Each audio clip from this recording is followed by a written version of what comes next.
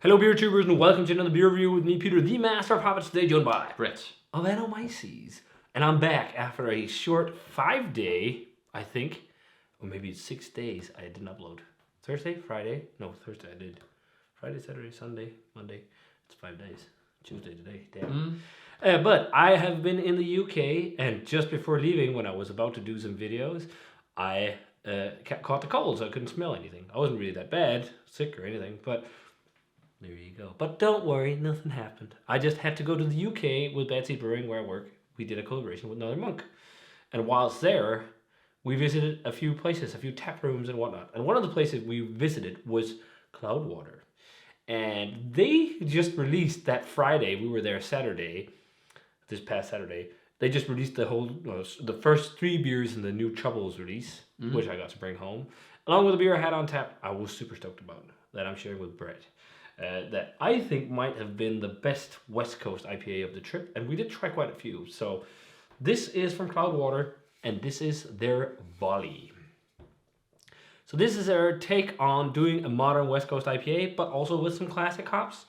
And as you just see by the color, this looks like what we've been loving from the likes of Slice and Cellar Maker and North Park. Yes.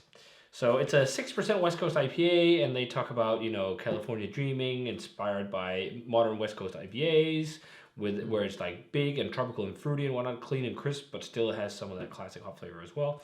It's been released a couple of times before. I think the first time it was not this beautifully clear. It's been released a couple of times before, but yeah, I think the recipe has been changed. Yeah, and I think it was supposed to be a core range beer too, right? Okay, I'm not sure. I'm not sure.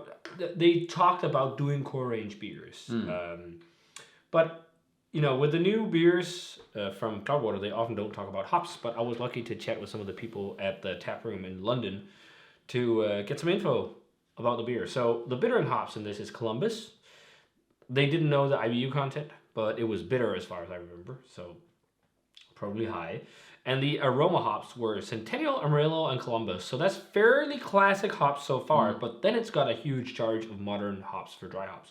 So we've got Chinook, which is classic though, with Simcoe, Laurel, and Mosaic. That's some quite newer hops. So yeah, I love this. So I think we should just dive straight in head first. Beautiful golden yellow color. And by the way, it just hit 3 weeks of age. So dead fresh. Yeah. It looks like the modern West Coast. It's just like so pale yellow with a fluffy white head. And as I poured it, it just looked awesome. So yeah, let's check out the aroma. Yeah. Oh yeah, really nice smelling. Yeah. Really, it's definitely pithy and grapefruity and resiny. But like old school hops, but lots of bright. I'm also getting lots of dank Mosaic. Really big time dank, pineapple-y, cushy Mosaic. Yeah. But also slightly blueberry. Yeah, cushy vibe. Definitely has that almost like canned pineapple thing. Yes, but also lots of lime and lemon. This really reminds me of Slice. Yeah, it's definitely. I think this is the best interpretation of a Slice beer so far because it's got that sharp snap. It's got a lot of hop character. Yes. Yeah. But maybe some of the Slice beers that have a bit more of a old school hop profile as well, because a lot of them are only modern hops.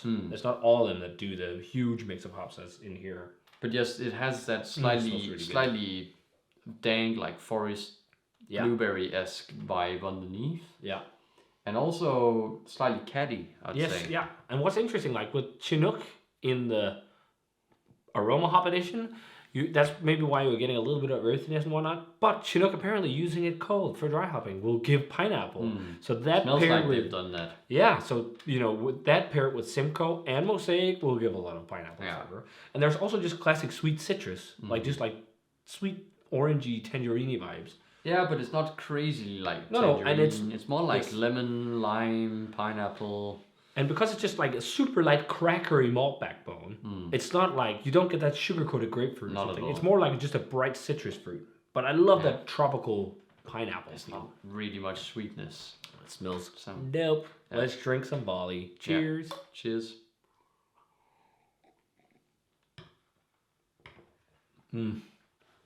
I could drink so much of this. More old school flavor. It's a little more old school in flavor, yeah. And maybe on tap, I thought it was less old school. I don't know. I was also super stoked about it because I had a few New England beers before and whatnot.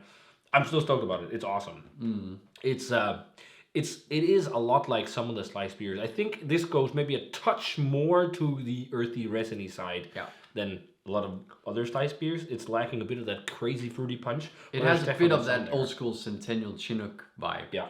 In the flavor, but there's still lots of that Mosaic Simcoe character, especially to kind of also give some modern flavors. That's it. I got loads of pineapple. Yeah, loads of pineapple. That was what I was getting on tap over there. Also, a huge shout out to the fine folks at the Cloudwater Tap Room in London. They were so nice.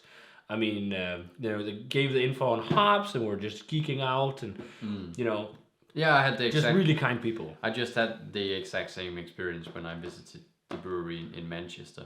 Yeah. So it was really nice. Yeah. So, but I think this is really good. It has some of that again resiny, slightly earthy backbone, and then that fades in, and there's a bit of grapefruit and pine too, even. But and that's on the back, and I think that's because it's aroma hop additions, so it sits a little bit further on the tongue, whereas the dry hop is those more volatile, lighter flavors that doesn't dig in on the back but sit on the front of the tongue. Yeah. And that's kind of a thing I've been thinking about lately, and I think there might be some merit to it, because often very heavily dry hop beers, they don't sit like that long on the back on the bitter receptors, because I think that's part of it. But also like the malt composition of this one is just super light and dry. so refreshing to drink, because it's there's no like honey sugar coated esque sweetness.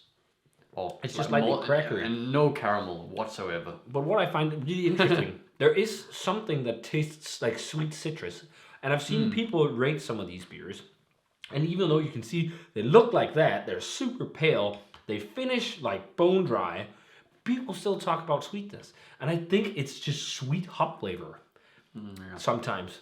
Like I have a hard time sometimes figuring out all the stuff with sweetness, because when a beer finishes that low, it's not a lot of sweetness. This is dry. It is really dry and really bitter. Yeah. I think this is probably like 70, 75 IBUs maybe. Yeah, it's fair. It reminds me of a slightly smaller version, or like a junior of Track's West Coast IPA we had recently.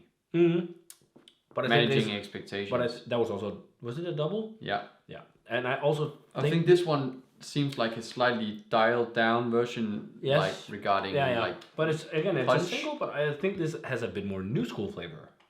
Yeah, maybe. Yeah, I don't think. I think the aroma is more new school. Yeah, but I'm not sure if I think the flavor is much. It's more not new as school. new school as a lot of the sliced beers. It's a lot like some of the sliced beers we've tried that's had a bit of Centennial and whatnot. Like Grim Reefer was a bit more old school. Yeah. That was a triple IPA, but I think this one is pretty similar to Managing Expectations, just somewhat slightly lighter.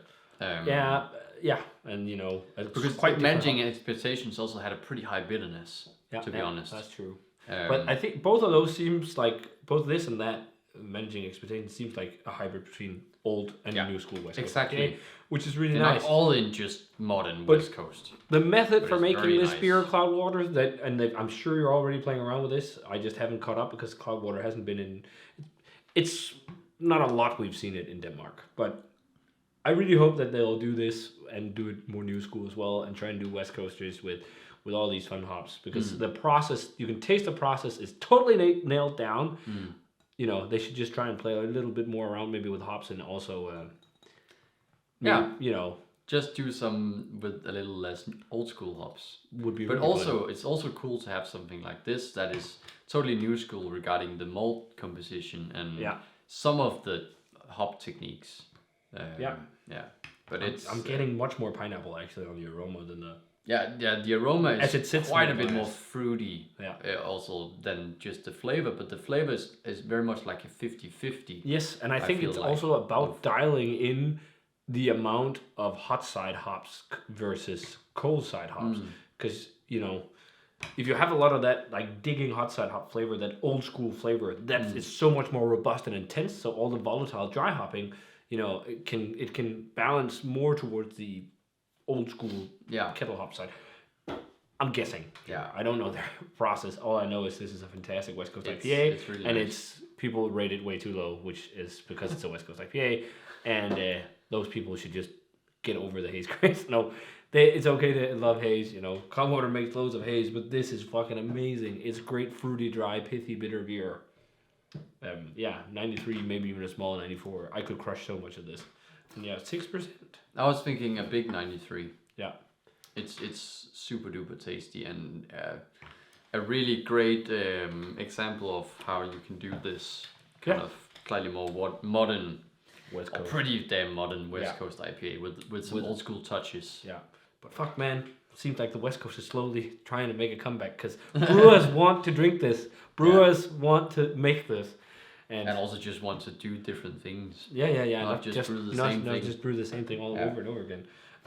I mean, there are so many Rauch beers over in the UK from small brewers. It's like, I was like, what?